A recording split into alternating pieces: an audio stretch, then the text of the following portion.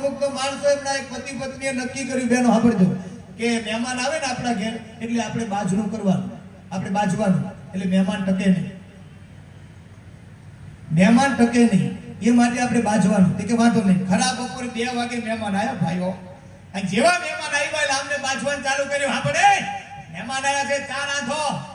એની ઘરવાળીએ plan મુજબ બોલવાનું ચાલુ કરે, મહેમાન આવ્યા ભલે આવ્યા, ચા 4 વાગે થશે, આ કે ધર્મશાળા નથી. હું સમજો તમારા મનમાં બોલ્યો કે મહેમાનની હાજરી તું મારું નામ આમ મારી ઇજ્જત બગાડો. હું સમજો તારા મનમાં 4 મહેમાનો હાથે ખાટલો ઢારીને બેઠેલા, ખરા બપોરનું ટાણું, ઘર ઘણી હાથમાં ધોકો લઈને નીકળ્યો ઘરમાં હો. ત્યારે ઘરમાં ગોદડાનો ડામચિયા પેલા હતા, ત્યારે ડામચિયા ઉપર જઈને આમ ધોકેડાના ઘા કર્યા, મારી નાખો. ઘરવાળી ખાલી ખાલી બહુ પાડે, એ મારી નાખી. નાનો જવાન મહેમાન હતો, કઈઢા મહેમાન કે બાપા કે આ ઓલી મારી નાખશે, છોડાવો. કઈઢો મહેમાન બાવડું પગે શાંતિ રાખી, એની છે, આપણે એના વચમાં ન પડાય.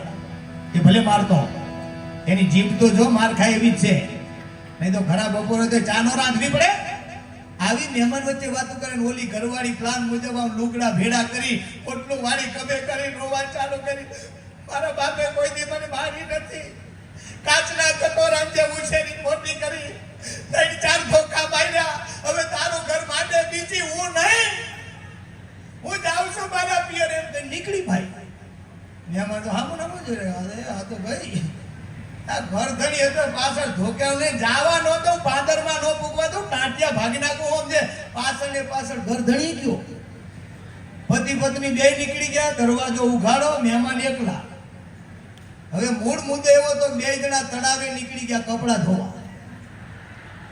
2 કલાકે આયા. જેવા આયા ને તો આંગણા મહેમાન નહીં, દરવાજો ઉઘાડો જ હતો પણ મહેમાન નહીં. 2 જણા રાજી થયા કે આપણો પ્લાન સક્સેસ થઈ ગયો. મહેમાન ગયા, કપડા હુકવતા બાઈ બોલી કે હું કેવી હોશિયાર, કે ખાલી ખાલી રોઈ અને એક તળાવે ગઈ. આમ કઈ આમ હાટલો થાય કે ત્યાં ઘરવાળો બોલ્યો, તું છે ને હોશિયાર, તું ધોવાનો ધોકો ભૂલી ગઈ હતી, એ લઈને હું આવ્યો એટલે હું હોશિયાર કહેવાય. ત્યાં બાજુ નવેરીથી મહેમાન આવ્યા, અમે કેવા હોશિયાર હજુ બેઠા. એ કે હવે ચા કરો, હવે ચા કરો. હવે મહેમાન તો મહેમાન છે.